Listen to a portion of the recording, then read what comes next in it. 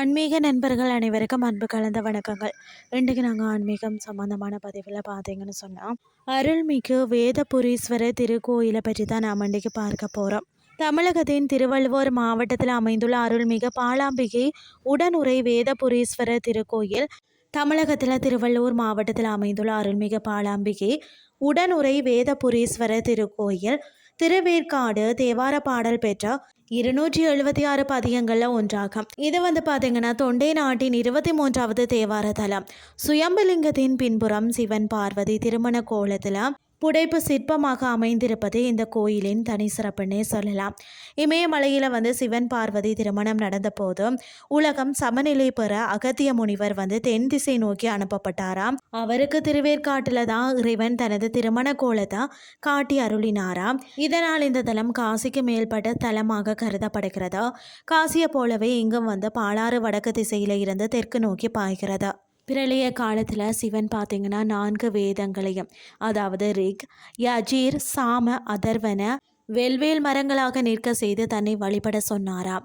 பிரளயம் முடிந்த பின் அந்த மரங்களே இங்கு நின்று லிங்கத்தை வழிபட்டதால் திருவேற்காடு என்ற பெயர் உருவானது. சூரசம்காரத்துக்கு முன்பாக முருகப்பெருமான் வேல் வைத்து பூஜித்த இடமும் இது.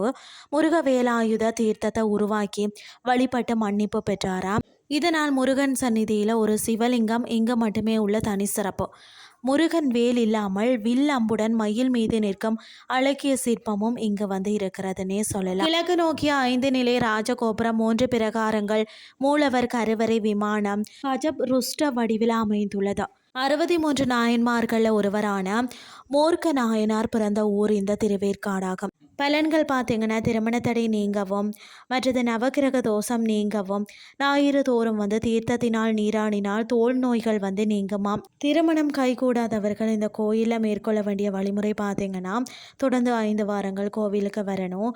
ஒவ்வொரு வாரமும் 2 மாலைகள் மற்றும் ஒரு அர்ச்சனை தட்டு எடுத்து செல்லணுமாம். 2 மாலைகளையும் சுவாமி மற்றும் அம்பாளுக்கு சாற்றி அர்ச்சனை செய்யணும். பிறகு ஒரு மாலையை திரும்ப பெற்று கழுத்தில் அணிந்து கொண்டும் கோவில 5 முறை வலம் வரணுமா. அந்த மாலையை வீட்டிற்கு எடுத்து சென்று உங்கள் அறையில் பாதுகாப்பாக வைக்கணும். அடுத்த வாரம் செல்லும் போது பழைய மாலையை எடுத்து சென்று அங்கிருக்கக்கூடிய வில்வேல மரத்தில் பார்த்தீங்கன்னா, அதாவது ஸ்தல விருட்சத்தில் சேர்த்து விடணும். மீண்டும் புதிய 2 மாலைகளுடன் வழிபாட்டை தொடரணும்.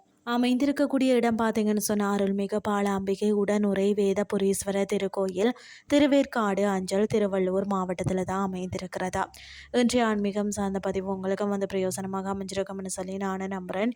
இதே மாதிரி மற்றும் ஒரு ஆன்மீகம் சார்ந்த பதிவோடு உங்களை சந்திக்கிறேன். நன்றி.